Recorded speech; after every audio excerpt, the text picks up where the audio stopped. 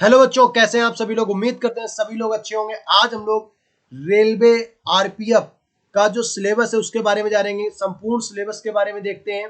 ठीक है, तो देखते हैं हम लोग किस तरह से सिलेबस आता है। सबसे पहले आपको बता दें, कंप्यूटर बेस्ड एग्जाम होता है। एग्जाम कैसा होता है, कंप्यूटर से होता है। 120 क्वेश्चन आते हैं, 90 मिनट का एग्जाम होता है, 1/3 की माइनस मार्किंग होती है। जब आप एग्जाम क्या कर लोगे भाई, पास कर लोगे। जब एग्जाम आपका पास हो जाएगा तो आपको फिजिकल के लिए बुलाया जाएगा और इसमें क्या मांगी जाएगी, आपकी हाइट मापी जाएगी।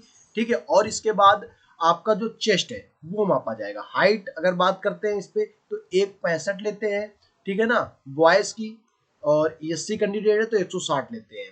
अगर आप गर्ल हो तो गर्ल्स की हाइट 157 लेते हैं और एससी कैंडिडेट है तो 152 लेते हैं। अगर हम चेस्ट की बात करते हैं तो चेस्ट 80 से 85 के बीच में लेते हैं। ठीक है ना, तो आपको ये क्लियर हो गया। अब हम इसके बात करते हैं फिजिकल के लिए। तो फिजिकल में क्या होता है, रनिंग होती है भाई।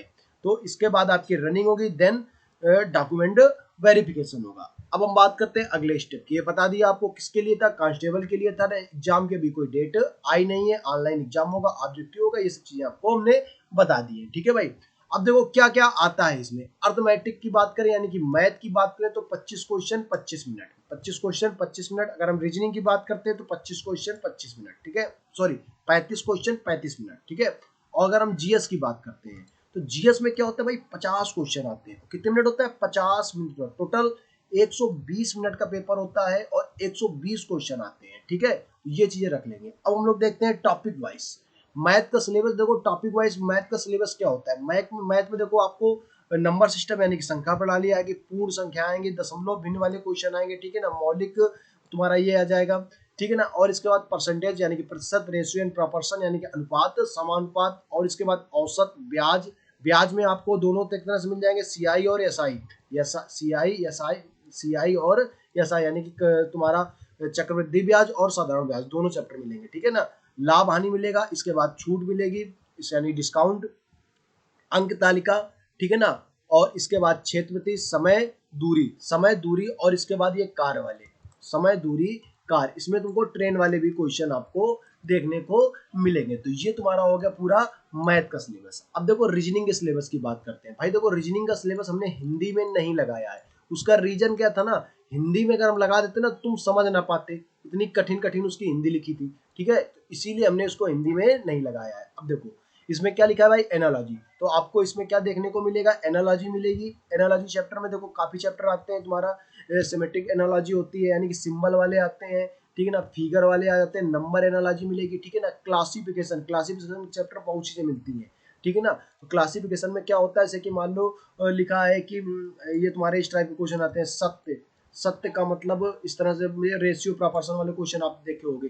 ठीक है ना, तो क्लासिफिकेशन में आपको इस तरह से चैप्टर देखने को मिल जाएगा। ठीक है, और अगर हम इसकी बात करते हैं क्लासिफिकेशन के बाद तुम्हारी सीरीज में देखो नंबर सीरीज आपको मिल जाएगी, अल्फाबेटिकल सीरीज मिल जाएगी, और इसके बाद कौन सी मिल जाएगी, फिगर सीरीज मिल जाएगी। ठीक है, कोडिंग डिकोडिंग की बात करते हैं तो कोडिंग डिकोडिंग तो आता ही है, लेटर से क्वेश्चन आएंगे। ठीक है ना, कोडिंग डिकोडिंग में आप देख सकते हो नंबर कोडिंग भी आ जाती है बीच बीच में। ठीक है, पजल।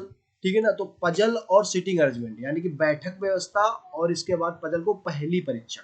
ठीक है ना, इसके बाद क्या होता है, छठवां चैप्टर आ गया रक्त संबंध यानी कि ब्लड रिलेशन। इसके बाद सातवां चैप्टर आ जाएगा आपका डायरेक्शन और डिस्टेंस। इसके बाद आठवां चैप्टर क्या आ जाएगा, रैंकिंग। रैंकिंग तुम्हारा आराम से कुछ कर सकते हो, सरल चैप्टर होता है। वेन डायग्राम आपको मिल जाएगा। वेन डायग्राम में देखो अच्छे अच्छे क्वेश्चन आते हैं, हल्के लेवल का नहीं आता है। ठीक है ना, सिलॉक्स चैप्टर मिल जाएगा, न्याय निगमन चैप्टर इसको हिंदी में बोलते हैं, इसको बोलते हैं वेन आरेख हिंदी में। ठीक है भाई, अगला बात करते हैं मैथमेटिकल ऑपरेशन। मैथमेटिकल ऑपरेशन में देखो आपको वो वाले क्वेश्चन मिलेंगे जो जैसे कि मान लो ये दिखा होता है, ये 3 डिवाइड, ये सिंप्लीफिकेशन टाइप का होता है ना, इस तरह से। ये इस तरह से आपको मैथमेटिकल ऑपरेशन में क्वेश्चन मिलेगा। ये सिंप्लीफिकेशन टाइप का चैप्टर होता है, आपने देखा होगा। ठीक है भाई, सारा कुछ सिलेबस आपको बिल्कुल कायदे से बताएंगे। ठीक है, और इसके बाद नंबर एंड अल्फाबेटिकल सीरीज। हाँ देखो इसमें नंबर और अल्फाबेटिकल सीरीज में वही सीरीज ही चैप्टर होता है, उसी टाइप उसी का ही होता है, लेकिन ये क्या होता है, अल्फाबेटिकल सीरीज होती है। जैसे कि मान लो आएगा क्वेश्चन आएगा, कौन सा अक्षर अंग्रेजी वर्णमाला में कौन सा अक्षर बाएं से चौथे के दाएं चौथा है, इस टाइप का क्वेश्चन आते हैं इसमें। ठीक है, तो आपको इसमें इस तरह का क्वेश्चन मिल जाएगा। डाटा सफिशिएंसी मिल जाएगा जिसमें आपको कथन दिया होगा, और इसके बाद आपको बताना होगा निम्नलिखित में ऊपर किस कथन का प्रयोग करके इस तरह से डाटा सफिशिएंसी चैप्टर आता है। डिसीजन मेकिंग क्वेश्चन यानी इसको मेंटल एप्टीट्यूड भी बोलते हैं।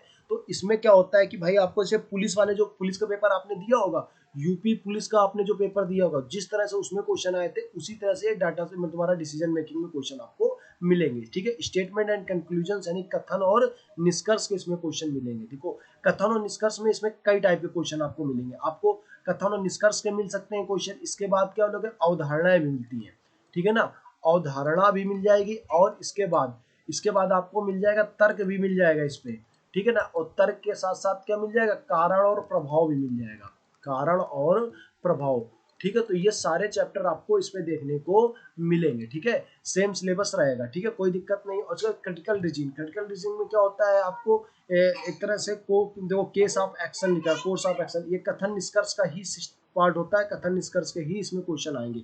मिरर इमेज और ये होता है वाटर इमेज, ये मिरर इमेज और वाटर इमेज बिल्कुल मिल जाएगा, कोई दिक्कत नहीं है। और इसके बाद इमर्ड ये फिगर, ये देखो इसमें क्या होता है, यही तुम्हारे एक तरह से छुपी आकृतियों के क्वेश्चन आपको मिलेंगे, छुपी जो आकृतियां होती हैं उनके क्वेश्चन आपको मिलेंगे। पेपर कटिंग और फोल्डिंग, तो पेपर कटिंग फोल्डिंग आप आराम से जानते हो चैप्टर क्या होता है भाई पेपर कटिंग फोल्डिंग का। तो ये हो गया तुम्हारा, ये देखो लास्ट में जो चैप्टर है ये तुम्हारे नॉन वर्बल रीजनिंग के हैं, ठीक है ना। और टोटल इसमें कितने चैप्टर आते हैं, 19 चैप्टर आते हैं, ज्यादा चैप्टर नहीं कि पूरा भरा पड़ा है, ठीक है ना। तो इस तरह से जो उनके अकॉर्डिंग, वैसे तो काफी चैप्टर, एक में से कई चैप्टर मिल चुके हैं, अगर देखा जाए तो वैसे कम से कम 30 चैप्टर हो गए इसमें, जितने हमने आपको बताया टोटल लगभग 30 चैप्टर है। क्योंकि देखो अब इसी में देखो स्टेटमेंट है, इसमें देखो 1 2 3 ये 3 4 चैप्टर तो छुपे हुए हैं ना, सब इसी में निकल रहे हैं, ठीक है ना। अब इसी में देखो पीछे अगर बात करते हैं, देखो इसमें देखो क्या क्या चैप्टर छुपे हुए हैं, तो सब इसी में मिलेंगे, ठीक है।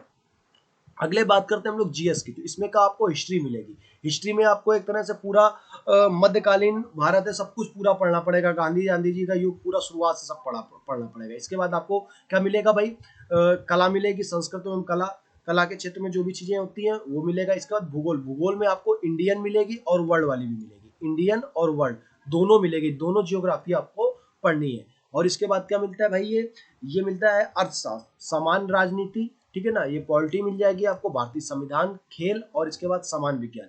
समान विज्ञान में देखो क्या होता है, समान विज्ञान में आपको साइंस पढ़नी है। साइंस में क्या क्या आता है भाई, साइंस में आता है फिजिक्स आती है, और इस फिजिक्स आती है, इसके बाद क्या आती है, केमिस्ट्री आती है, और इसके बाद बायो आती है।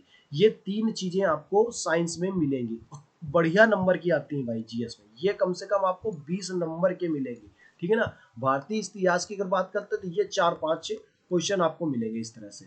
ये और ये भारतीय इतिहास अच्छा सा आता है, और इसके बाद ये भी अच्छा था, इसके तुम्हारी ये भूगोल और अर्थशास्त्र मिला कि ये 4-5 नंबर के होते हैं, यानी कि 10 नंबर का लगभग ये हो गया जाकर, और बाकी से 10-12 नंबर ये हो जाता है, और ये 20 से 25 क्वेश्चन इसके आते हैं। तो उम्मीद करते हैं सभी लोगों को चीजें समझ में आएंगे। अगर समझ में आएंगे तो चैनल को क्या कर लो भाई, सब्सक्राइब कर लो। हम बिल्कुल लास्ट में आपसे इसलिए बोले सब्सक्राइब करने के लिए, ठीक है।